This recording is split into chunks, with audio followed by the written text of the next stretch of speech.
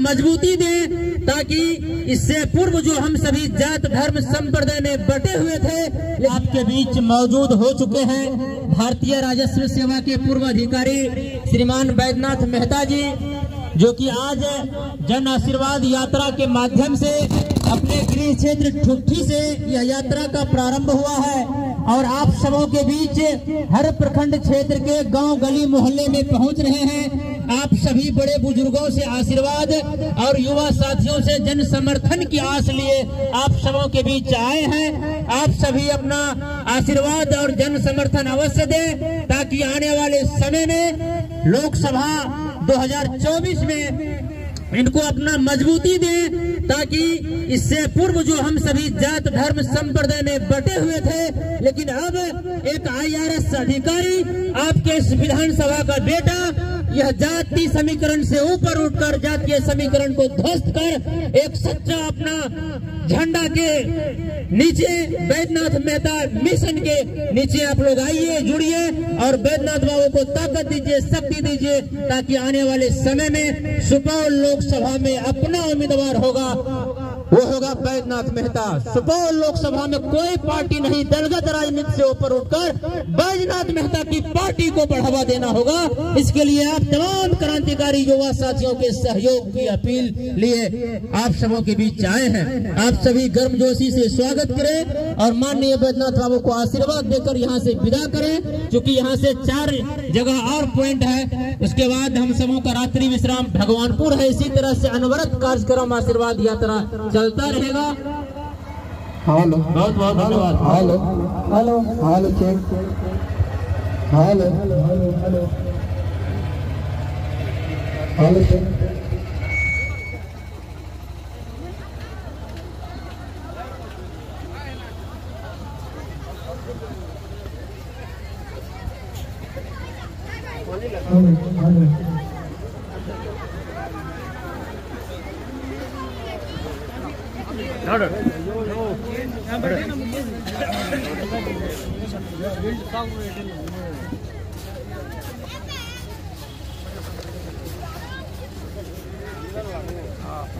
कोने के लिए मुखिया जी उपेंद्र राव हो है ना,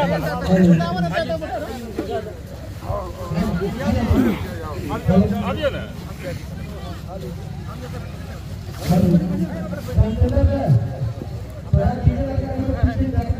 ये बैद्यनाथ बाबू पहुंच चुके हैं, जिनका आप सभी फूलमाला से गर्मजोशी से स्वागत किए। समय की पाबंदी भी है, बहुत जल्द हम लोगों को निकलना है, तो मैं चाहूंगा माननीय बैद्यनाथ बाबू अपने शब्दों से आप सबों को संबोधित करें। बहुत बहुत धन्यवाद। परमानंदपुर और आसपास के आए हुए अभिभावकगण, माता बहने और युवा वर्ग, अपार हर्ष की बात है कि हम लोग जिस मिशन के लिए, जिस उद्देश्य के लिए इस आशीर्वाद यात्रा में चल पड़े हैं, उसमें आप सभी का समर्थन जो है, भरपूर समर्थन जो है, उसके लिए मैं आप सभी का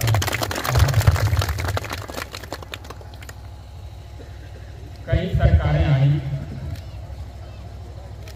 और निश्चित रूप से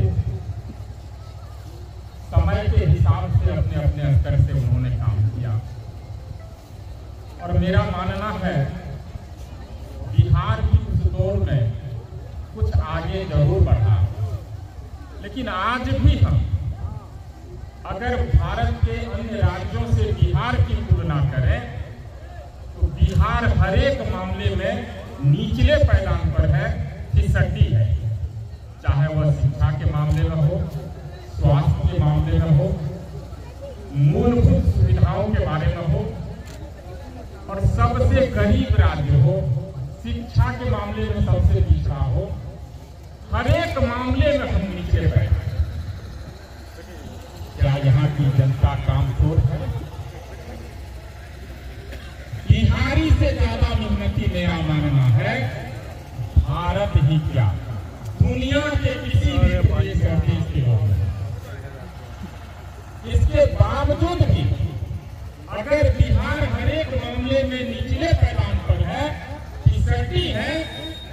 इसके लिए बिहार की जनता दोषी नहीं है, सरकार दोषी है।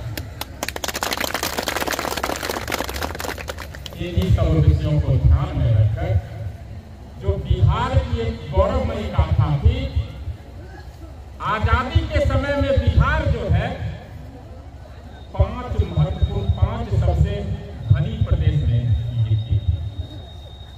लेकिन आजादी के बाद अगर ये सबसे निचले पैमाने पर है, मैं मानता हूं सरकार उदासीन रही है। हमने जिस नेता का चुनाव किया वह हमारी उम्मीद पर, हमारे आशा पर खरा नहीं उतरा। और जो ये चयन की प्रक्रिया पिछले कई चुनाव से हो चुकी है, इसमें अगर इसी तरह के लोग जाते रहे तो बिहार को और बदहाल होने से कोई नहीं रोक सकता। जरूरत है ऐसे लोगों को राजनीति में आने की जो बिहार की दिशा और दशा बदल सके। जो राजनीति का क्षेत्र है, इसे माना गया है इससे गंदा क्षेत्र कुछ नहीं है। यहाँ अनिश्चितता ही अनिश्चितता है। अच्छे पढ़े लिखे लोग, बुद्धिजीवी लोग राजनीति में जाना नहीं चाहते, अपवाद हो सकता है। लेकिन मैंने निर्णय लिया, क्या इसी तरह से बिहार चलता रहेगा? क्या इसी तरह से अंधे और गूंगे में से एक को चयन करना पड़ेगा इस प्रक्रिया में? इन विचारों को सोचकर मुझे यह लगा हमें राजनीति में आना ही चाहिए। और यह निर्णय इतना आसान नहीं था। आप अगर एक बड़ी नौकरी में हैं, भारतीय राजस्व सेवा का अधिकारी मैं था, IAS था, जो IAS होते हैं, IPS होते हैं, उसी तरह से IAS भी होता है। उतनी बड़ी को नौकरी को छोड़ना, वो भी 7 साल बची हुई थी। यह निर्णय मैं खुद तुरंत ले सकता था, लेकिन मेरा भी परिवार है, बच्चे हैं, ससुराल पक्ष भी है, माता बहन भी।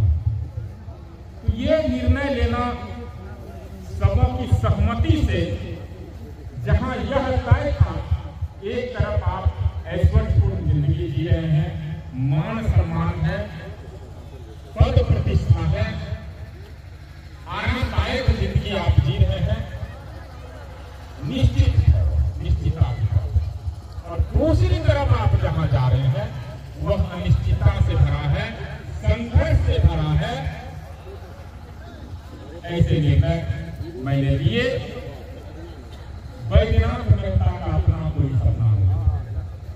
साथियों, बैजनाथ मेहता का वही सपना है जो गरीब के सपने हैं, मजदूर के सपने हैं, किसान के सपने हैं, उनके बच्चों के सपने। और जब तक इन सपनों को पूरा नहीं कर लेता बैजनाथ मेहता, आपकी आवाज बनकर गूंजता रहेगा और आपके कदम से कदम मिलकर चलता है। आपका समर्थन चाहिए, आपका आशीर्वाद चाहिए। यह जो प्रक्रिया है, जिस दल में हम हैं, बीजेपी के साथ गठबंधन है, NDA में हम हैं, माननीय उपेंद्र कुशवाहा जी के साथ हैं, उस पार्टी के हम राष्ट्रीय महासचिव हैं। यहां तक तो सब ठीक है, लेकिन टिकट वितरण की भी जो प्रक्रिया है वह बहुत आसान नहीं। 5 साल के लिए सरकारें चुनी जाती हैं, लेकिन आप देखेंगे 2 साल जब शेष रहती है, उसी समय से राजनीतिक दल इस जुगाड़ में लग जाते हैं जो अगली सरकार हमारी कैसे बने। सभी दल करते हैं। और जुगाड़ क्या करते हैं?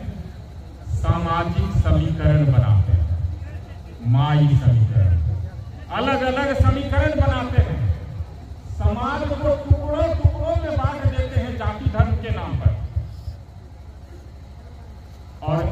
ऐसे दो लोग, दो ही दल हैं विशेष रूप से, दो दल या गठबंधन, दो ऐसे लोगों को अपना उम्मीदवार बनाते हैं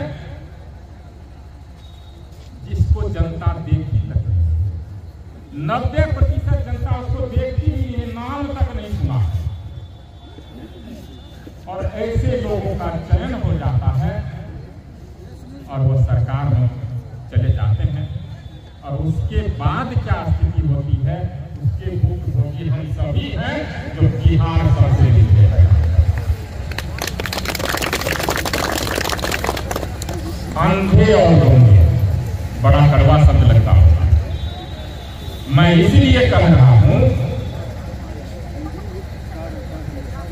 जो ये जो प्रक्रिया है हमारे यहाँ 20 दिन 25 दिन पहले उम्मीदवार की घोषणा होती है, और एक लोकसभा क्षेत्र में लगभग 250 पंचायत होता है, 40 लाख से ज्यादा आबादी होती है, 45 लाख होती है, 20 लाख के आसपास वोटर होते हैं। अब आप ही बताइए इस 20 दिन में 2-4 दिन वह नामांकन की प्रक्रिया में लगे रहते हैं, 4-5 दिन बड़े बड़े नेता आते हैं उनके साथ रहते हैं, प्रचार के लिए 10 से 12 दिन का समय लगता है, और इस 12 दिन में 50 लाख जो लोग हैं, आबादी है, वहां तक पहुंचा जा सकता है, वहां तक नाम जलाया जा सकता है, संभव ही है। और ऐसे में जो समीकरण बनी हुई रहती है, उस समीकरण में जिस दल या गठबंधन का समीकरण मजबूत होता है, जातीय समीकरण, उसके उम्मीदवार चुनाव जीत जाते हैं। ये प्रक्रिया मैंने सोचा इस प्रक्रिया में टिकट मिलना तो बड़ा मुश्किल है, मिल ही नहीं सकता। हमने 1 साल पहले चुनाव से लगभग 1.5 साल पहले अपने पद का परित्याग किया, और उसके बाद दिन रात सुबह 10 बजे से लेकर रात के 12-2 बजे तक पिछले 1 साल से मैं सुपौल के चप्पे चप्पे में हूं, और युवा नौजवान का समर्थन मांगा हूं, अभिभावक का प्यार मांगा हूं, उनका आशीर्वाद, और आज जो ये समर्थन और प्यार हमें मिला उसी का नतीजा है। जितनी भी पार्टियां हैं बिहार में, बैद्यनाथ मेहता को नकार नहीं सकती है, क्योंकि बैद्यनाथ मेहता को लाखों जनता का प्यार है। 25 से 30 हजार समर्थक बैद्यनाथ मेहता के हैं, कार्यकर्ता बैद्यनाथ, और निश्चित रूप से यह बड़ी पार्टी टूटेगी, और आपका जो सुपौल का उम्मीदवार होगा सांसद का, वह आपका जाना पहचाना होगा, आपका रिश्तेदार होगा। हमने रिश्ते बनाए इनके साथ, हमने केवल संपर्क नहीं साधा, हमने संबंध भी बनाए हैं, और जब संबंध बन जाता है और तब जो प्यार समर्थन मिलता है, उस समर्थन के आगे सारी पार्टियां नतमस्तक हो जाएगी, यह मेरा मानना। इसी तरह से आप अपना आशीर्वाद हम पर बनाए रखें। युवा साथियों से मैं विशेष आग्रह करूंगा कि जब जब युवा जागी है, क्रांति आई है इस देश में, चाहे 1975 का आंदोलन हो या उसके पहले आजादी के समय का, युवा को जागना पड़ेगा अगर बदलाव करना